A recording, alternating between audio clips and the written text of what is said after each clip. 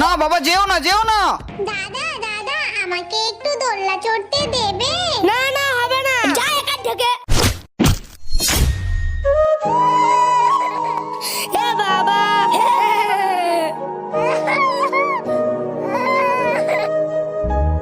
দূর, আমার কাছে টাকাও তো নেই। এই মোবাইলটা তো আমার কোনো কাজেই লাগে না। ঠিক আছে বাবু, চলো। খেয়ে নাও সোনা। না আমি খাবো না, আমার দোলনা চাই। জিহান বাবু, আমার সঙ্গে একবার এসো।